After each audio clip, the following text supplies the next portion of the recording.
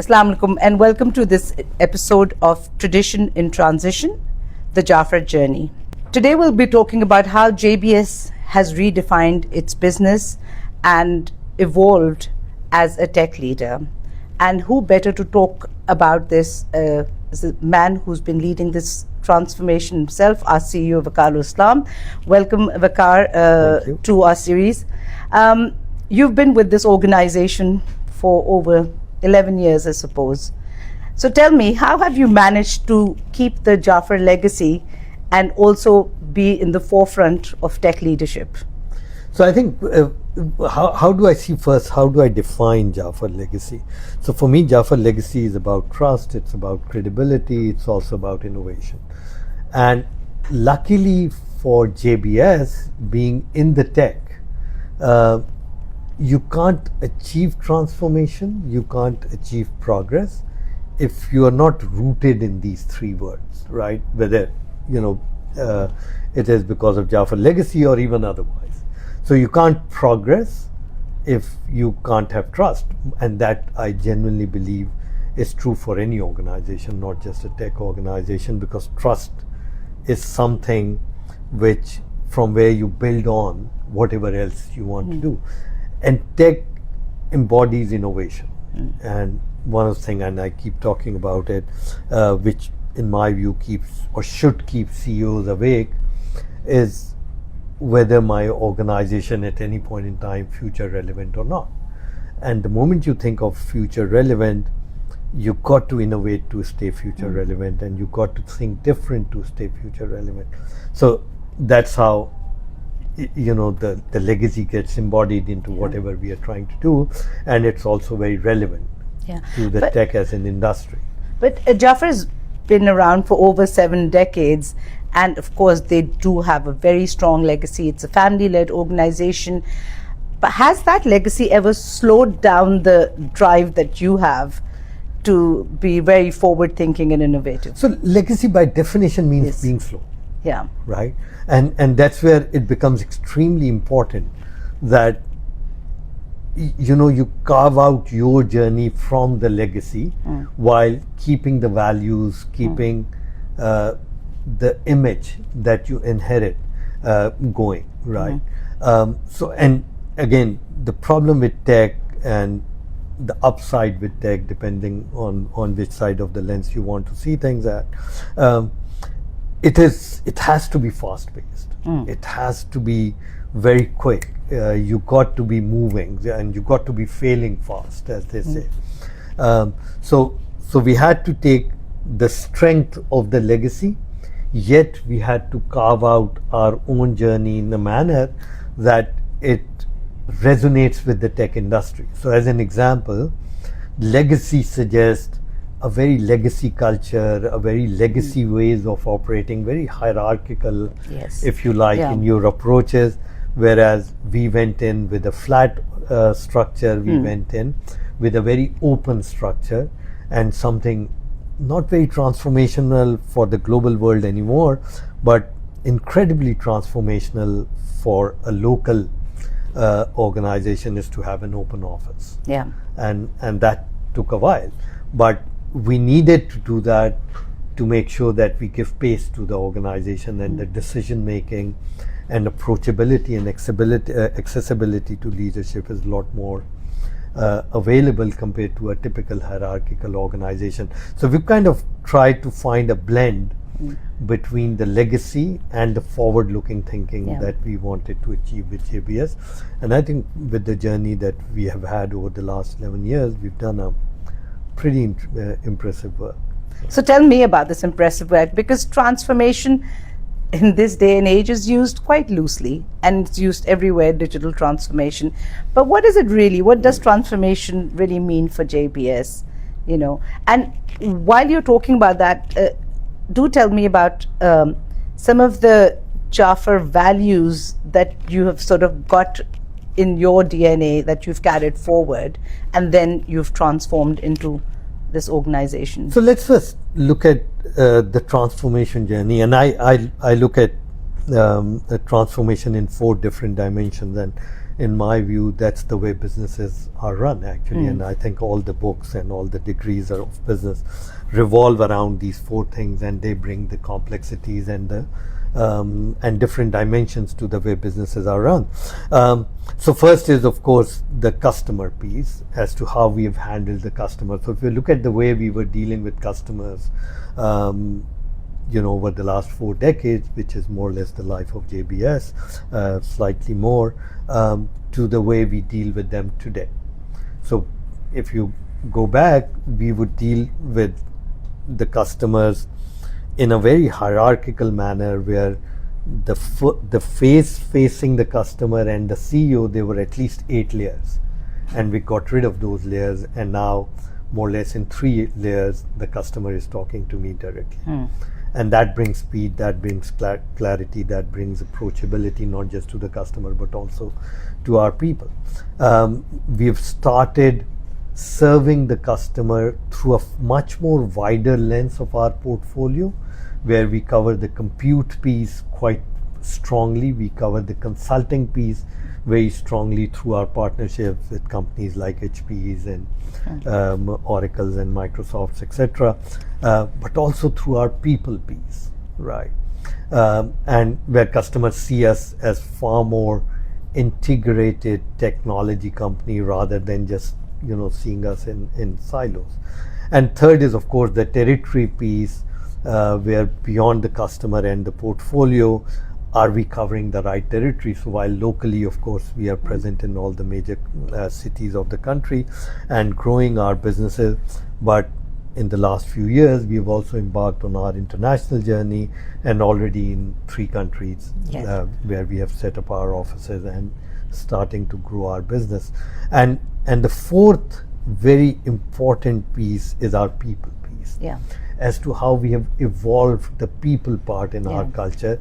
And that has been the most transformational from my viewpoint, where not just we were able to bring diversity in the company in terms of gender ratio, but also we brought in a lot of young people into the company, the millennials and the Gen Zs, which kind of blended quite well with the boomers like myself and the Gen old X's. people, and the Gen X's. So we've kind of done the transformation in all the 4 dimensions: the portfolio, the way the customers are being handled, the territories, but most importantly the people part. And through the open culture that we So what was the turning point? Your customer is now a lot more informed than they used to be, and so what was the turning point for you where you really thought that we need to change things, we need to change the way we do things? I think for me it came natural, more or less, because when I came in to the company, JBS was a pretty struggling division of the group at that point in time. Very small, was not growing for almost a decade when I came in and I looked at the number. So it was ripe for change, if you like, and it was ripe for transformation. And if we didn't transform, we would have died. So there was literally no other option except to transform. So it more or less came natural to me when I came into the company that we have to transform in all the 4 dimensions that I spoke about. The good news is that not just we were able to transform. So typically when you are in a turnaround mode, so the way the cycle works is that you first achieve the turnaround, which means you more or less make the company from red to black, or to at least break even point. And then you give it some time to stabilize before you start moving towards growth or scale, right? We were able to do almost all of it literally at a pace which is pretty impressive, because we've turned around, we got into a growth trajectory, then we got into a scale trajectory, all of it at a pretty fast pace. And that is something which has been very impressive. So really the point where things changed was when I came into the company, and there was realization that we have to do something to either die or It's swim to or move swing, up, sink. right? Yeah. The choice was simple, that Yeah. we are not dying. Yeah. I'm going to move to We'll try. your favorite subject, which is, of course, AI. And AI is a buzzword for a lot of people, but it has been a strategic shift for JBS. And I just want to understand, how did this journey actually begin for JBS? So look, there is an AI inertia. I mean, if you look around the world, everyone is talking about AI. Yeah. The problem is very few have been able to demystify AI into what it can do. And that's where the challenge is, and that's where the world is still grappling with or facing the challenge as to how we demystify AI and really turn it into something tangible, right? So to be brutally honest, we fashionably started AI just like everyone else, without knowing much except one. And we said, if we really want to get into AI journey, the first thing we need to do is to demystify it for ourselves and to understand what it is. So the first step that we did last year, August, which is 2024 August, is to assign every single one in our organization fundamental courses on AI, and we said everyone needs to be enabled so that everyone becomes more or less AI literate. Just like in yesteryears, we used to say those who wouldn't know technology or computers would be considered illiterate. I think in today's world, if you don't know AI, you are illiterate, right? So we transformed the company to become AI literate, if you like. Yeah. Doesn't mean they are AI specialists, but at least enough that they understand and they can demystify or kind of break the complexities of AI into something which everyone starts to understand. So that's where we started, right? And then second thing we said, we start using AI for our own self. And what are the areas we can use it for? And we started using it in HR or people and culture, as we call them, in finance, and in basic usage of each and every one as to improve their productivity. And that started bringing a lot of momentum into the company, where people started learning about AI, talking about AI, using AI for their day-to-day usage, and getting ready to speak to customers about it. And then within few months, we took our messages to the customers, not just in Pakistan, but also internationally. And because the world fashionably is talking about AI, and majority have not been able to demystify it, since we were able to demystify it for them, they started looking at us. Right? So where do you think they go wrong? Is it the technology? Is it the readiness? Is it their mindset? Because a lot of companies are going wrong here, you know, and a lot of startups are just starting up and closing down very, very quickly. So yes, there is that buzz, but you know, that prep is not done. So where do you think they're going wrong? So you know, some of them are just doing wrong because they fashionably adapted just like we did, but they never carve out a course for themselves as to where they are going to be heading with this, right?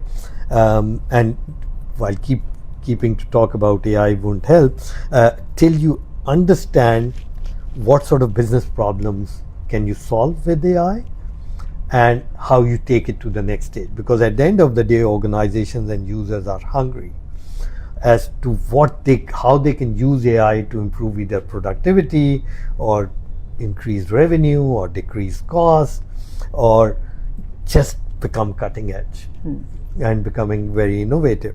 So a lot of the people adapted or started to go the AI route without understanding what it can do for you. And as I said, I still believe people don't understand. Look, when technology starts thinking, right, trust me, there's a problem much bigger than what we are envisaging today. Because AI is about thinking, right? Fine, it uses algorithms and it uses training models, etc. But the fact of the matter is, it is starting to think, right? When anything which is not human starts to think much faster, in a much more complex manner, with lot more speed, humans have something to really think about. Yes, right? and that's so I think that's where people missed out or missing out. Yeah. I wouldn't be too worried about it, simply because when anything new comes up, this learning or failing, if you like, is part of the journey. So I'm not either worried about it, nor it bothers me that some people are failing. Maybe in many ventures we'll fail as well, but that's fine. We got to learn. Not just, we can't stay with our successes, we can't live with our failure either. In both cases, we must learn to move to the next stage. So if you've succeeded, just like we have in the last 1 year, delivering 100 plus use cases, 46 enterprises, 12 plus countries, I mean, that's ridiculously impressive in a short while. But should I stay here? Absolutely not. I got to move on. In some cases we failed as well, but do I stay with those failures? No, we got to move on. So I'm not overly worried about AI in some cases failing, because that's part of the maturity process that it will go through.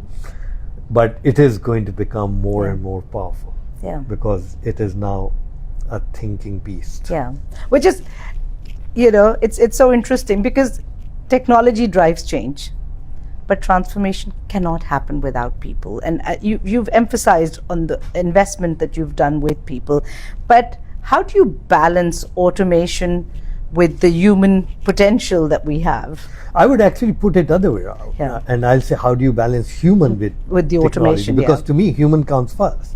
And I'm not one of those who believe that AI will take away human roles, because that's again another fallacy which has evolved in the last few years, where everyone's saying AI will take human. No, it won't.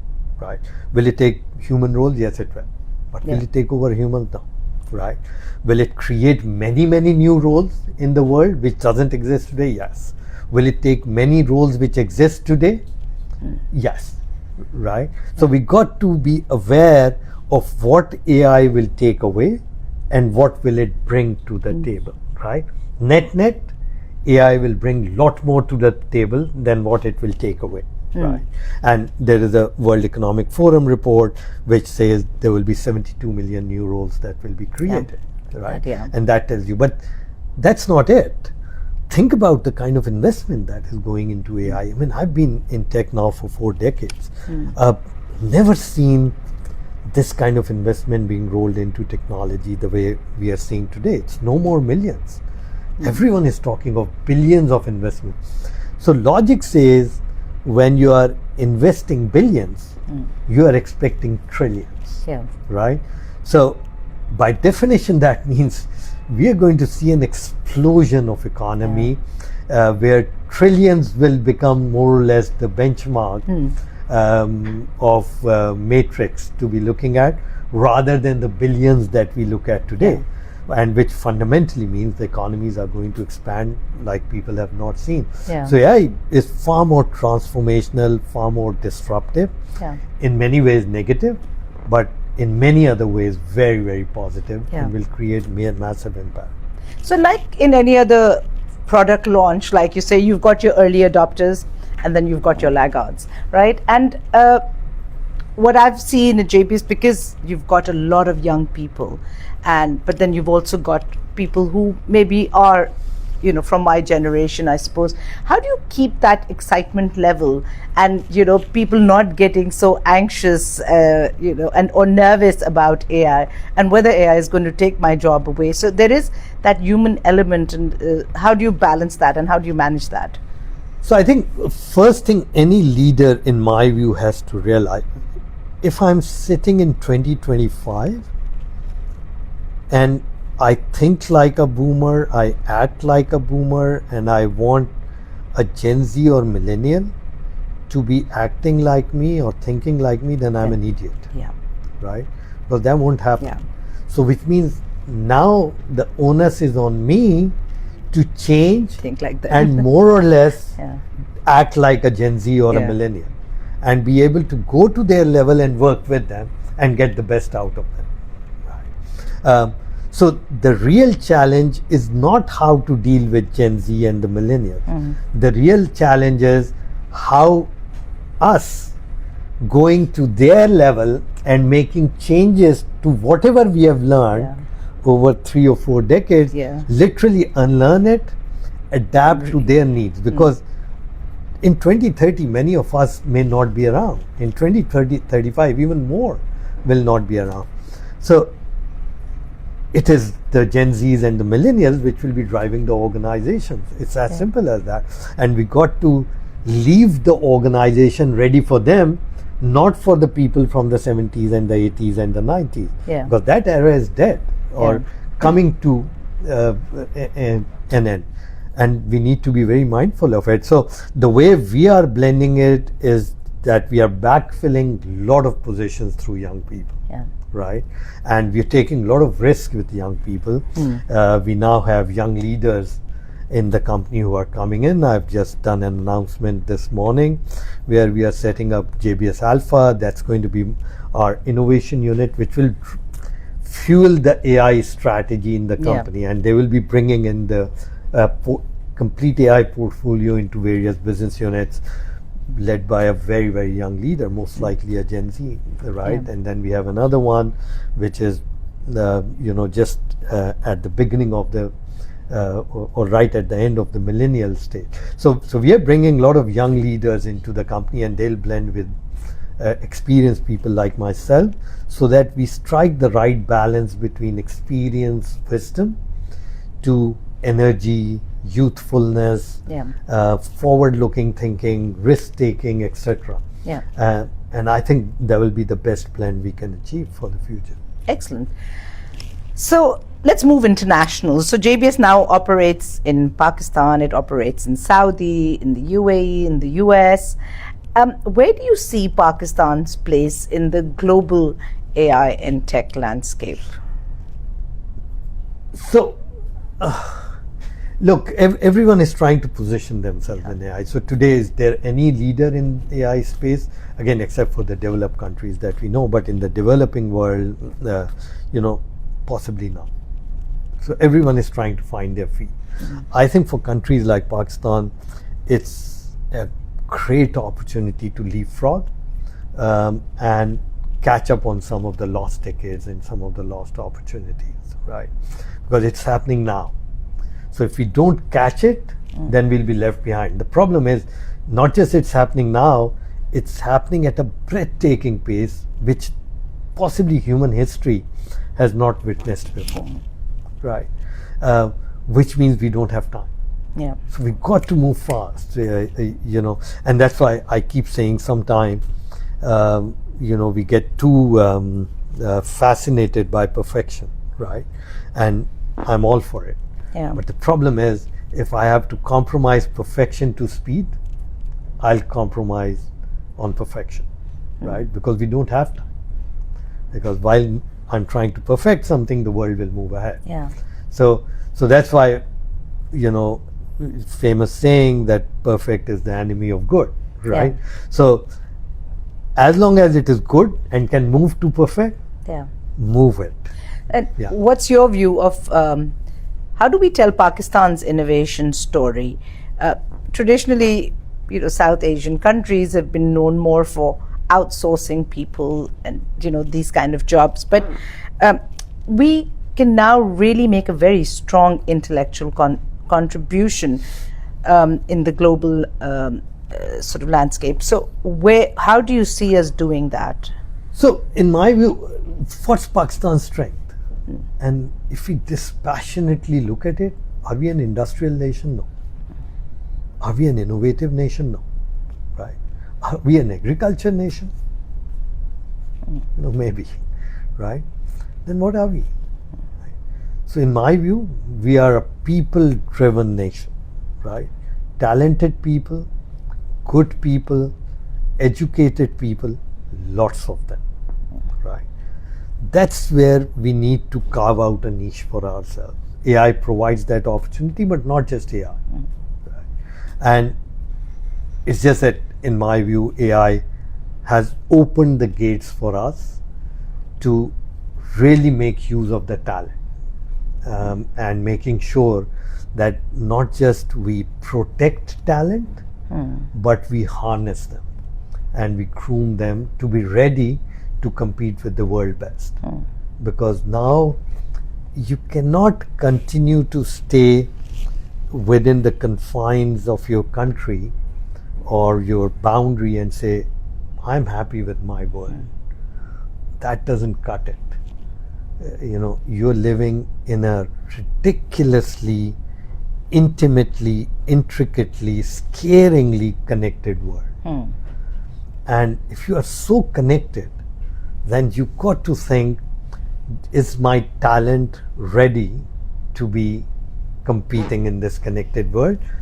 And I'm not talking about few individuals or hundreds of individuals. I'm talking about hundreds and thousands of individuals, because those are the kind of numbers you're looking at, right? Of course, there will always be few individuals and there who will do very well, but that won't cut it. You need lots of them, right? So we got to really protect, harness, develop, and groom our talent to be competing, and use this asset in a lot more forward-looking, lot more aggressive, lot more smart manner than sadly what we have done up till now. Yeah. No, I remember when we were conducting interviews or giving interviews, we used to be asked a question, where do you see yourself in 5 years? This question itself has become redundant because we don't even know where we will see ourselves in 5 months, the rapid change of transformation. But where are you heading towards, with JBS? So I think, look, our vision is very clear that we are going to be a very strongly growing tech company. And we have set out on a very ambitious vision of 100 billion rupee company by 2030. That's pretty ambitious, but we are determined to get there. And again, going back to what I said originally when we started the talk, that we are looking at all the 4 portfolios in a very strong manner, all the 4 dimensions in a very strong manner. The portfolio piece, the customer piece, the territory piece, and most important, the people piece, right? And all 4 have to combine together to produce the magic to get to our vision. But the vision is very clear, which means we'll continue to scale, we'll continue to be daring enough to fail, right? We'll continue to take lessons and keep moving ahead, right? And hopefully we'll get there.